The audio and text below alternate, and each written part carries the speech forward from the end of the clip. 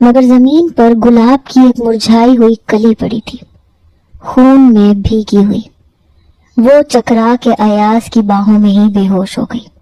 अयाज ने उसे संभाल के कच्ची मिट्टी पे लिटाया, करीब बहती नहर से पानी लाके उसके मुंह पे छींटे मारे।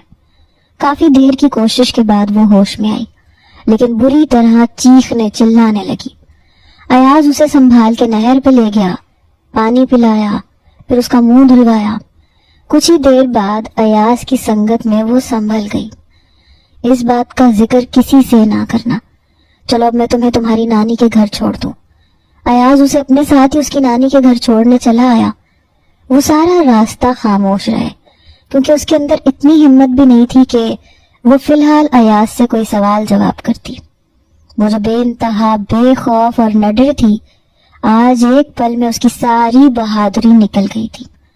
अपने घर में दाखिल होते हुए उसने पलट के अयाज को देखा, जो तेजी से वापसी की राह पे मुड़ गया था।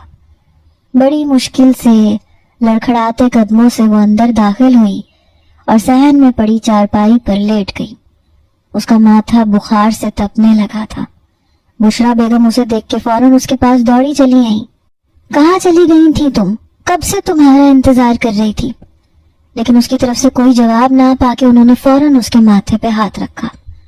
लगता है गांव की गर्मी ने तुम्हें बीमार कर दिया है। क्या जरूरत थी इतनी धूप में गांव की गलियों की खाक छानने की। वो जल्दी से ठंडे पानी का कटोरा ले आई और उसके माथे पे पट्टियां रखने लगी। कुछ ही देर बाद वो अपने होशो हवास से बेगाना हो गई। उसे वक्त गुजरने का एहसास भी ना हुआ।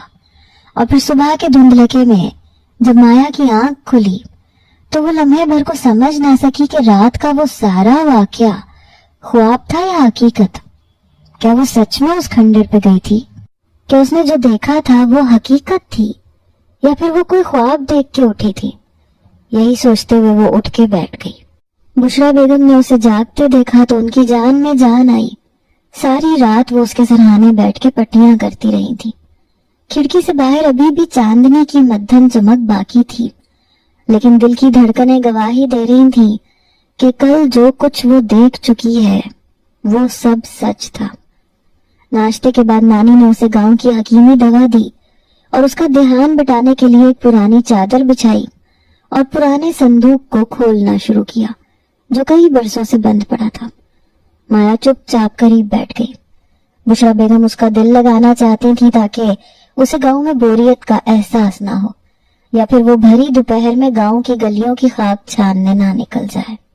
ये चीजें तुम्हारी माँ की हैं।